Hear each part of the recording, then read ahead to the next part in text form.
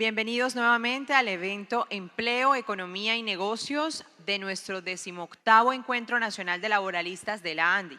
Iniciamos esta segunda parte de la jornada con la conferencia sobre trabajo en plataformas digitales hacia una regulación global. Invitamos a pasar al frente en este escenario a la señora Iwa Starwonska. Creo que lo pronuncié bien.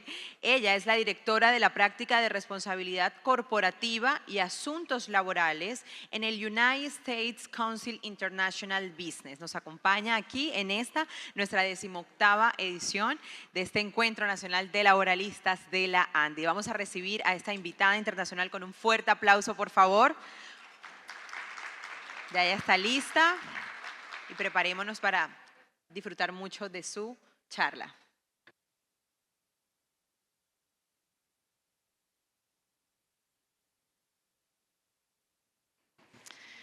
Good afternoon, colleagues. My name is Eva, Mi nombre es Eva y es un placer estar aquí para el Congreso de la ANDI. Gracias por recibirme. Head up the corporate responsibility and labor affairs Dirijo practice Departamento de Responsabilidad Corporativa de Asuntos Laborales y es el equivalente de la ANDI en los Estados Unidos, la institución. Representamos compañías norteamericanas en distintas negociaciones de política de la OIT y otras negociaciones de las Naciones Unidas. Hoy lo que voy a hablar al respecto es el estándar internacional en trabajo de plataformas. ¿Cuántos han escuchado acerca de este estándar? Por favor, levante la mano si han escuchado del estándar de trabajo en plataformas. Solo unos pocos y como mencionaron los colegas anteriormente, voy a dar esta presentación en inglés, pero hay equipo de traducción en la parte trasera del salón. Enfrentamos este estándar de trabajo internacional que va a ser negociado este año, así como el año que viene, en junio del 2026. En junio del 2026 vamos a tener un nuevo estándar de trabajo internacional en trabajo de plataformas. Y este estándar es muy importante porque significativamente cambiará básicamente las relaciones globalmente.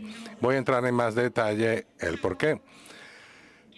Dado que esta presentación es acerca de 40 minutos, voy a darle un adelanto de lo que voy a cubrir. Primero, vamos a hablar primero de los estándares de trabajo internacionales, en qué consiste la economía de plataforma, cómo lo definimos como empleadores y negocios, pero también vamos a ver la historia política y cómo fue el proceso y la forma del instrumento. Luego vamos a llegar a el punto real, cuál es el ámbito que cubre las empresas y cuál es el riesgo para los negocios. Por supuesto, vamos a hablar un poco, parte de los estándares, qué significa esto realmente para la economía más ampliamente concebida.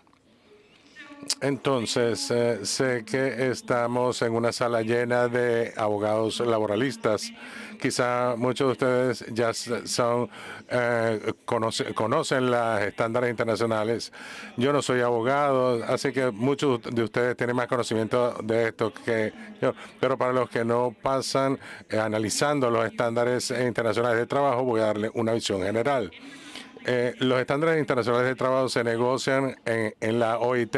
La OIT es una institución de las Naciones Unidas que establece los estándares de trabajo internacional. Y lo que es único acerca de la OIT es que es anti-apartheid. Los trabajadores tienen votos, los negocios tienen votos y el gobierno tiene votos. Es tripartito y es único de la OIT. Lo siguiente que es importante saber es que qué se acuerda en la OIT, qué se acuerda como estándares internacionales, se convierte en leyes a nivel internacional, es la base nacional, es la base de las legislaciones de los países que pertenecen a la OIT. Y hay muchos países ratifican las convenciones de la OIT, incluso Colombia, pero no todos lo hacen. Y por supuesto, hay algunos países que no tienen muchas ganas de ratificar las convenciones de la OIT. Lo que ocurre acá es que siempre toman alguna inspiración de estos instrumentos y los implementan a nivel nacional o a nivel subnacional. En los Estados Unidos, voy a darle un pequeño ejemplo, es muy común que en el estado de California toman inspiración de la legislación que viene de fuera, a pesar que los Estados Unidos tienden a no ratificar las convenciones de la OIT. Otra cosa importante acerca de los estándares internacionales de trabajo son los que son las convenciones vinculantes, son un mínimo y no un techo. Volveremos a esto luego, pero esto es para explicarles que con frecuencia escuchamos que de los sindicatos, etcétera, le gustaría ver un nivel, un campo de juegos nivelado a nivel global. Pero la realidad es que debido a que las convenciones son un mínimo y no un techo, aun si la convención se adopta, no hay ningún tipo de garantía para que se aplique a nivel global, porque algunos países lo van a ratificar y otros países quieren hacer incluso más que la convención acordada. Entonces, antes de entrar específicamente a el estándar que viene de las plataformas, vale la pena que nos pongamos de acuerdo en qué es una economía de plataforma en realidad. Si simplificamos, ofrece la oportunidad de conectarse proveedores de servicio con usuarios de servicio. Eso facilita esta conexión entre proveedores de servicio y usuarios de servicios. Ambos pueden ser individuos o pueden ser negocios. La manera de que la OIT ha hablado acerca de la economía de plataforma en los últimos años, a pesar de que hay técnicamente no hay una definición acordada de manera multilateral en la economía de la plataforma, es que se dividen entre ubicados en una ubicación o basados en línea. Las plataformas de una ubicación constituyen plataformas en las cuales el proveedor de servicio tiene que estar basado en una ubicación geográfica específica. Un clásico ejemplo sería, por ejemplo, rideshare o food delivery. Mientras que las plataformas basadas en línea son el tipo de plataformas en las cuales el trabajador puede estar en cualquier parte del mundo. Por ejemplo, si usted es un diseñador gráfico que está utilizando una plataforma freelance para ofrecer su servicio, puede hacerlo acá, en Barranquilla, puede hacerlo en Nueva York o puede hacerlo en cualquier parte del mundo. Y esas son las plataformas basadas en línea. Desde la perspectiva de como empleadores globales, estamos de acuerdo en que esta definición de este concepto incluye a ambos tipos de plataformas.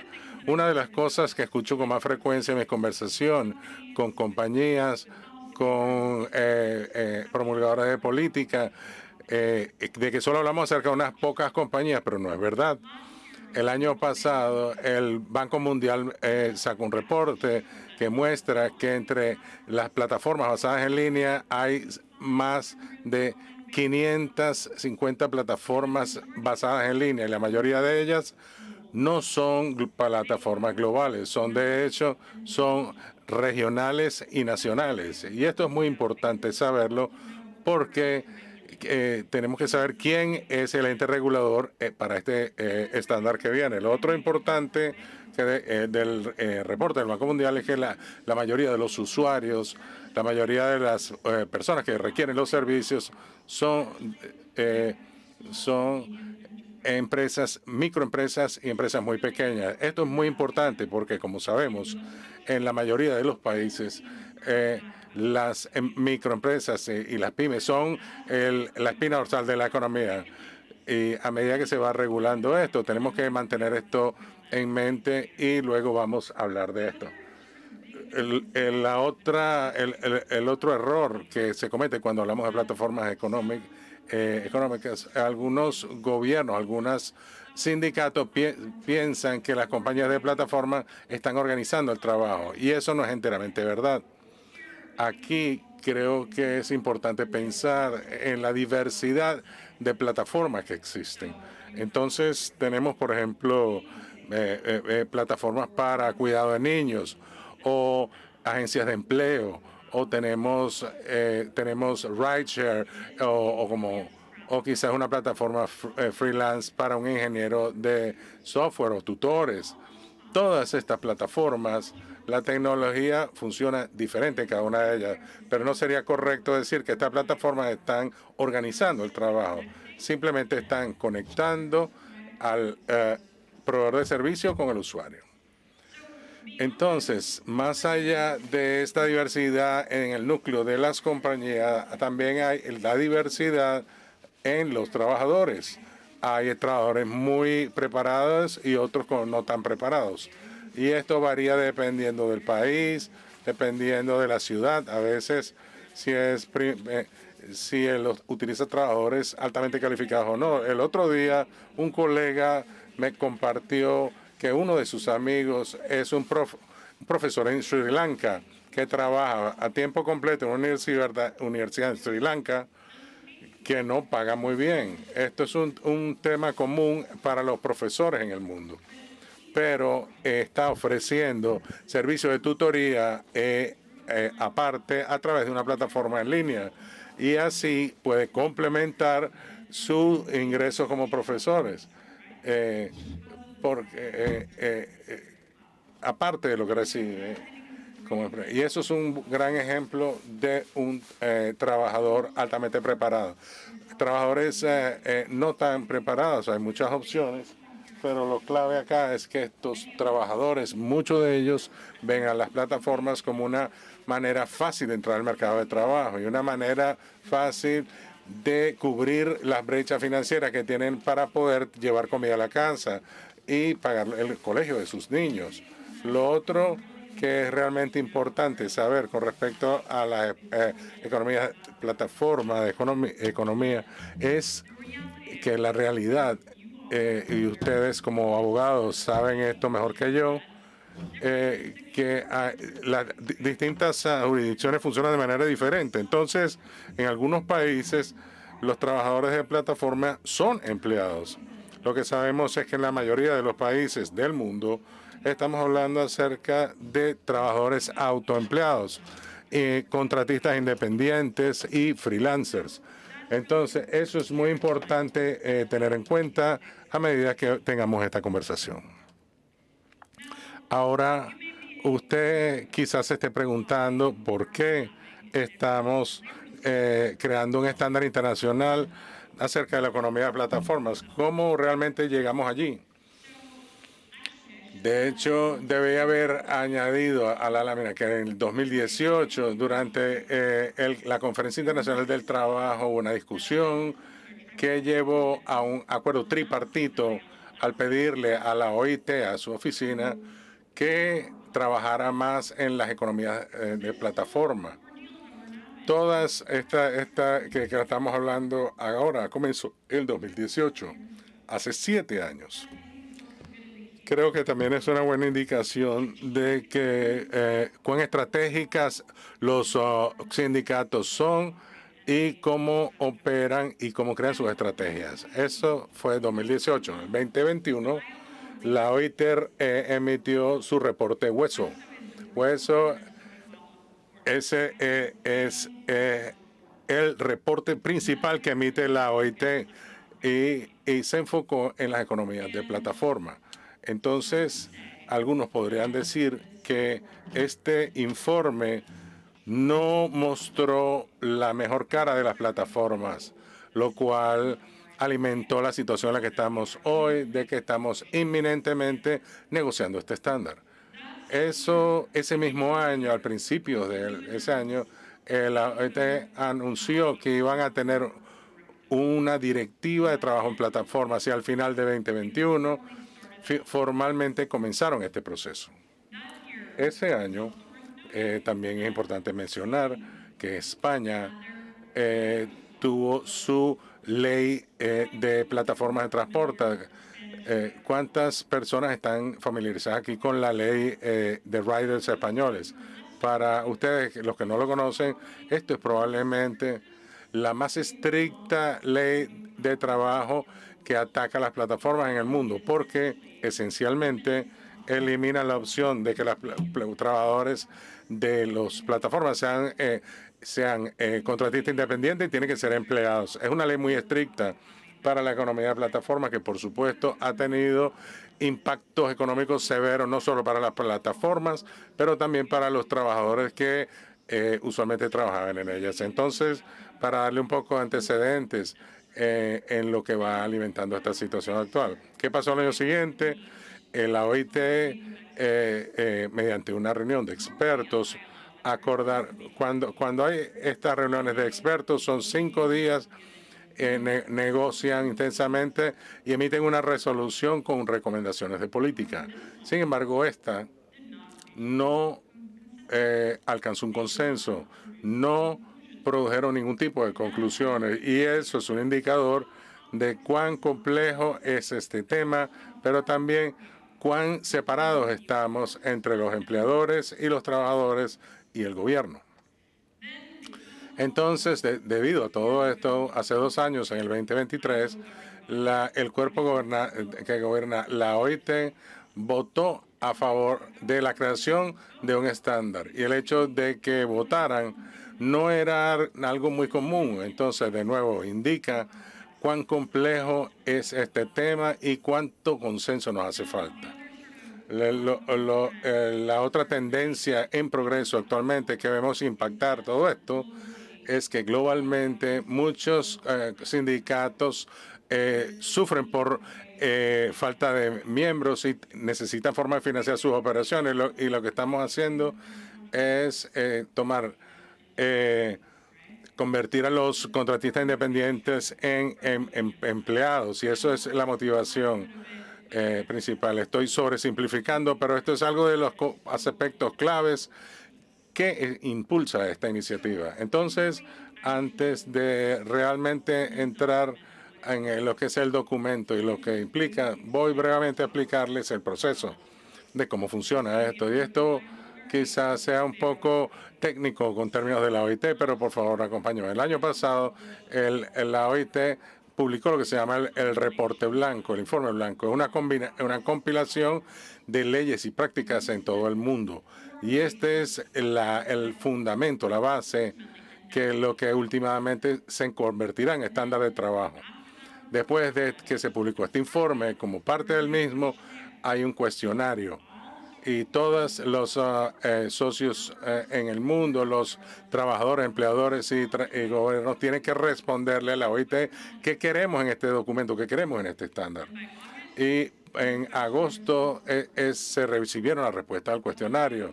Entre los empleadores tenemos 116 entregas. Usted puede estar pensando, bueno, hay casi 200 países, pero 116 entregaron. Pero para tener contexto, el récord anterior era 1/3 de esto.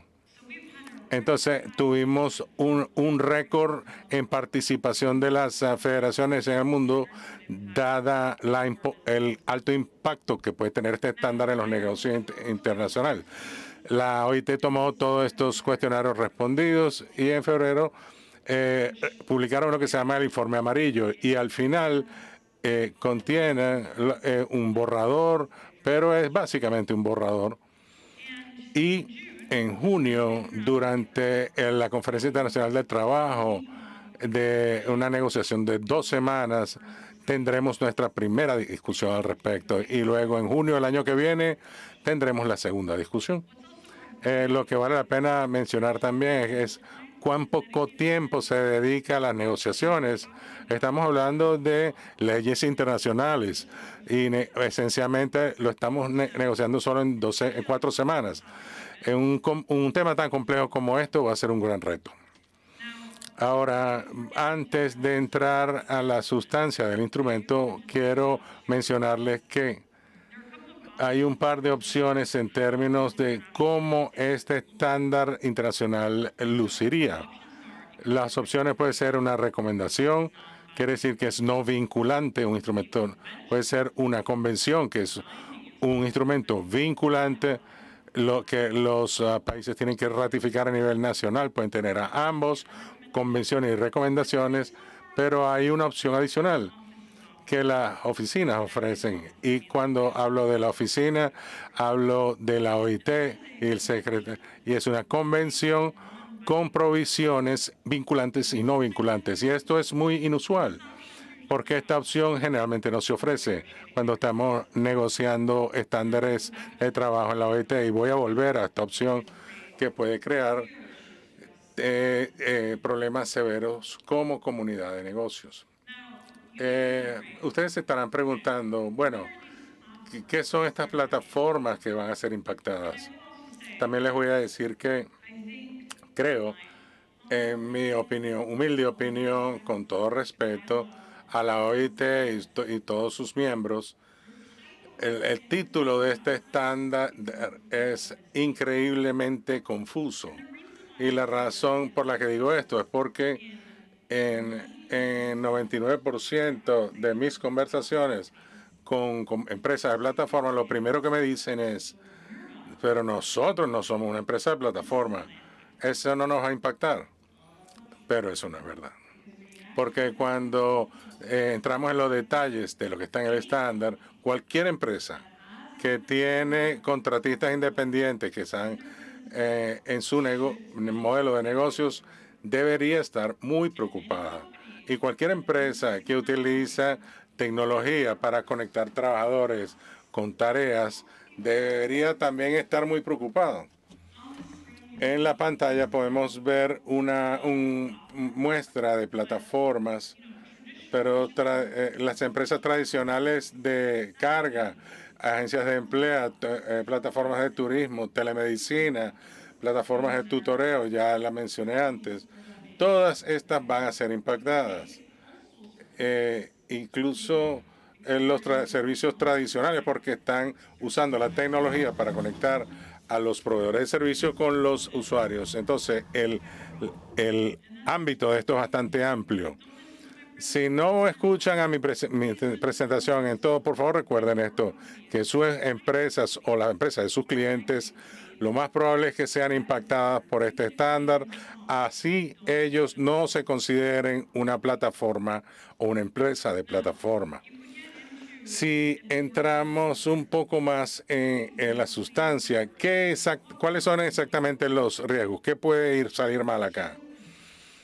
El mayor reto acá con este estándar y el problema principal es la clasificación de los trabajadores. Si nosotros no hacemos nuestro trabajo como empleadores durante la negociación en junio, este estándar puede realmente disminuir la habilidad de las empresas para contratar a aquellos que son contratistas independientes. Esto va a limitar agresivamente la existencia y uso de los contratistas independientes. Esto es una gran amenaza para las relaciones laborales globalmente. Aún si eso no ocurre, un resultado muy probable y un gran riesgo que todo el mundo debería considerar es que como compañía quizá van a tener nuevas responsabilidades que caigan sobre sus hombros de proporcionar beneficios como empleado a los contratistas, a los cuales usted contrata, y eso tiene un costo. Esto puede tener un gran impacto en los resultados de las empresas, y ese es lo segundo.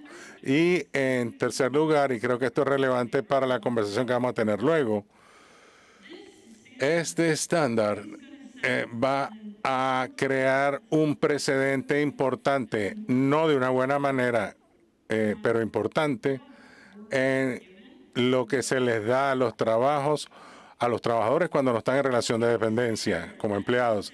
Si este estándar termina diciendo que los contratistas independientes van a obtener esto y esto otro, proporcionado por las plataformas, entonces esencialmente los países van a tener que reescribir sus leyes laborales. Y si le damos esto a contratistas independientes como país, probablemente debería dárselos a todos los contratistas independientes, no solo los que forman parte de las plataformas, porque de otra manera se crea una jerarquía entre los trabajadores. Entonces, el precedente puede tener un impacto en toda la economía. Lo otro importante, el otro riesgo importante que a considerar es el riesgo de la presunción de empleo. ¿Cómo funciona la economía de plataformas si de repente tenemos un estándar global en el cual que dice que todos los trabajadores de plataformas deben ser empleados a menos que se demuestre lo contrario? Esto va a ser un dolor de cabeza legal para todos. ¿Y por qué es un riesgo tan real? Porque la Directiva Europea de Plataformas que aprobaron el año pasado incluye esta presunción de empleo. Y a pesar de que hay muchos aprendizajes que podemos tomar de los europeos y su enfoque, pero lo que funciona en Europa no necesariamente va a funcionar en otras regiones o otros países. Esto es un gran reto. Lo otro que es importante mencionar es que esta es la primera vez que tenemos un estándar internacional de trabajo y una discusión en la OIT de cómo regular sistemas automatizados o sistemas automatizados de toma de decisiones o algoritmos en el contexto de las relaciones laborales. Esto también va a establecer un gran precedente de cómo hablamos con estos temas, de cómo hablamos con la tecnología en relaciones laborales.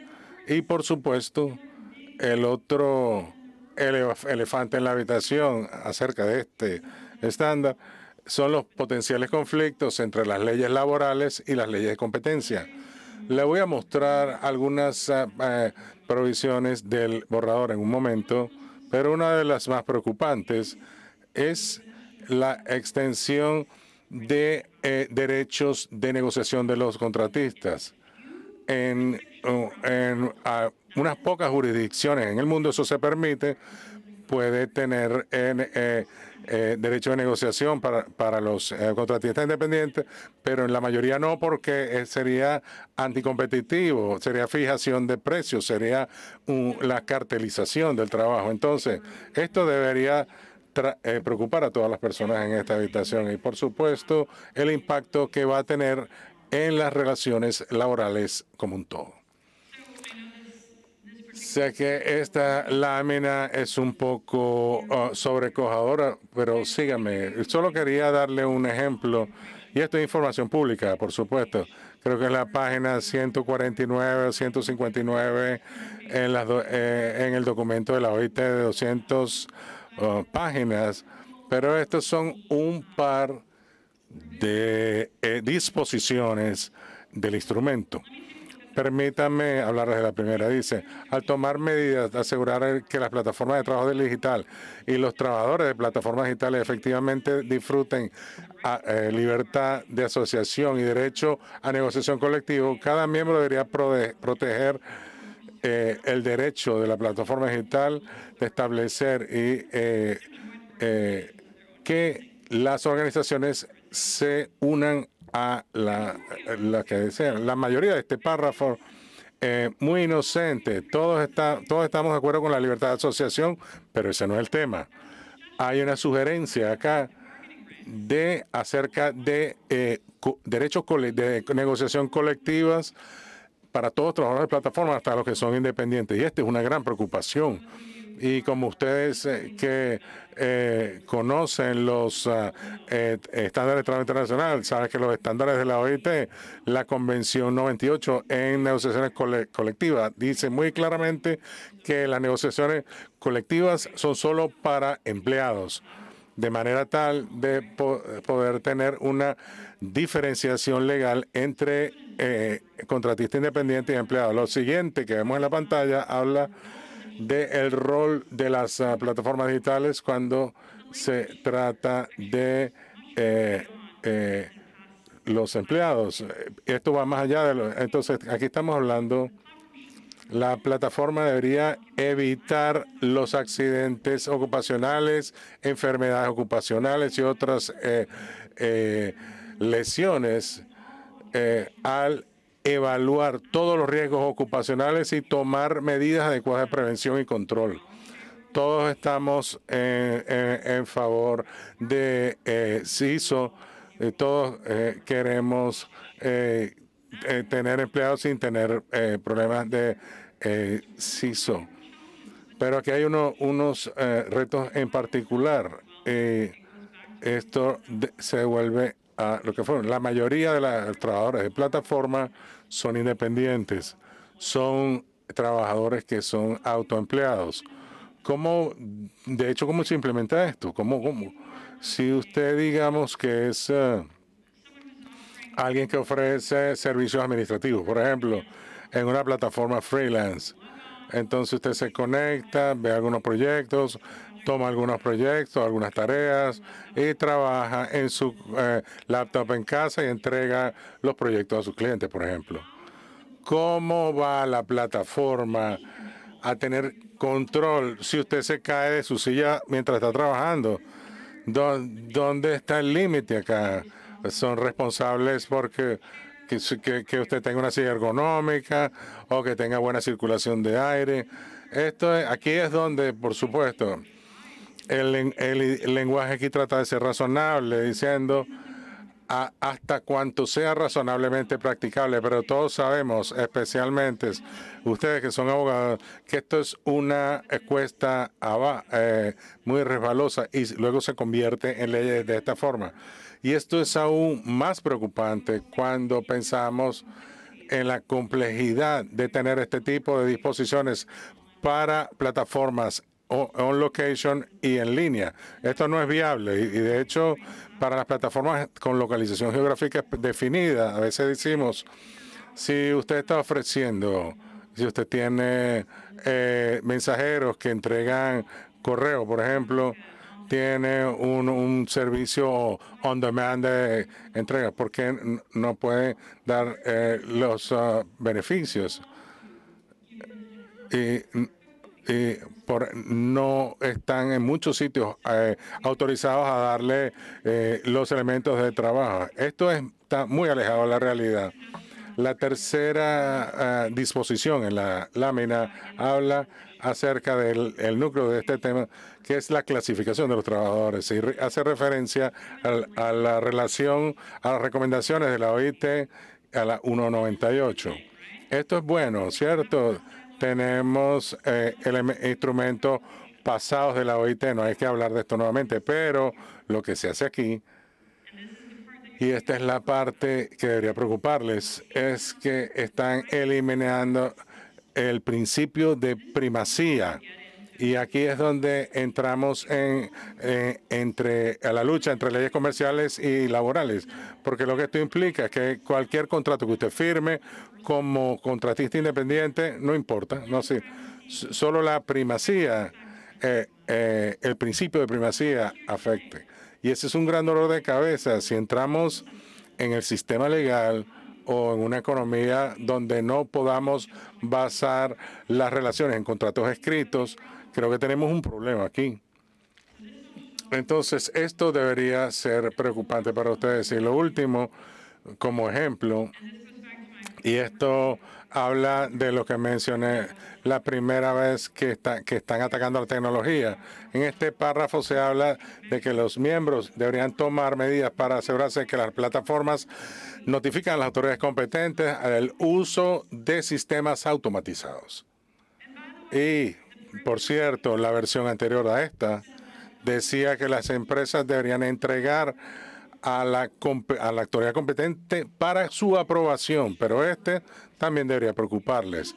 Si usted como empresa o uno de sus clientes tiene que entregarle al gobierno regularmente qué clase de tecnología están utilizando, ¿cómo esto va a ser operacionalizado? ¿Por qué estamos eliminando la libertad de negocio para usar esta tecnología? Hay otro elemento sustantivo importante que me encantaría conversar al respecto. Es algo que es un procedimiento simplificado de enmienda. Y aquí vamos a entrar un poquito de detalle. La razón por la que les hablo de esto es porque si vemos una tendencia incremental de este tipo de conductas, esta es otra razón por la cual deberíamos preocuparnos como abogados laboralistas. En el borrador, hay una sugerencia de algo que se llama un procedimiento simplificado de enmienda. Suena muy simple, pero esencialmente significa de que cada 2 o 3 años la comisión, todos los miembros tripartitos, una representación de ellos debe reunirse y renegociar el estándar.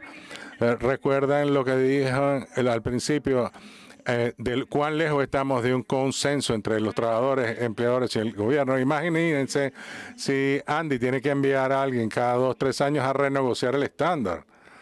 Esto no es normal. Tenemos 100 años de estándares de trabajo y hay solo 2 que tienen este tipo de procesos. Uno es la Convención de Trabajo Marítimo y tenía un contexto histórico totalmente diferente. Le voy a evitar todos los detalles, pero la Convención Marítima ataca un sector. La economía de plataformas toca muchos sectores, no uno solo. Lo único que es importante mencionar es que las personas que desarrollaron el procedimiento simplificado de enmienda en la Convención Marina estaban muy preocupados por este procedimiento porque evitaba lo tripartito, el carácter tripartito de este instrumento, y tenía mucho sentido. Pero imagínense, solamente si ustedes son unos abogados y le están dando consejos a sus clientes, deberían implementar esto así, asado. Pero espere, porque en 3 años le vamos a dar nuevas directrices. Imagínense los niveles de incertidumbre que se crean y la fragmentación y dolores de cabeza. Y por supuesto, no es consistente en distintos países, porque un país puede estar de acuerdo con una enmienda y el otro puede decir que no. Entonces, no solo tiene que darles recomendaciones regularmente, sino que van a ser totalmente diferentes de entre una jurisdicción y la otra. Ahora, lo último que quiero mencionarles, creo que ya los he asustado lo suficiente con respecto a la disposición y el estándar, es qué significa esto de verdad. ¿Qué significa para la economía como un todo, para las relaciones laborales? Lo importante, como le dije antes, es la expansión de los derechos y de los derechos de las personas que son independientes y contratistas. Si los contratistas están usando plataformas, de alguna manera se tiene que ofrecerse por fuera de la economía de plataformas. Entonces pensemos en qué significa esto en cuanto a los salarios, para la seguridad en el trabajo, para la negociación colectiva. Esto va a va a interrumpir todas las relaciones de trabajo. Si vamos a entregar información a la autoridad competente o consultar con los trabajadores y los sindicatos cada vez que hay un cambio en la tecnología que usted utilice, le está limitando la libertad de utilizar la tecnología que consideran útil. Y no hay empresa en el planeta que no utilice tecnología en este momento en el planeta. Entonces, quiero volver al punto con respecto a MSMS. Es porque que son las pymes, son los que solicitan los servicios de las plataformas porque no pueden permitirse pagar trabajadores en casa, por ejemplo, o sea, miembros de la empresa.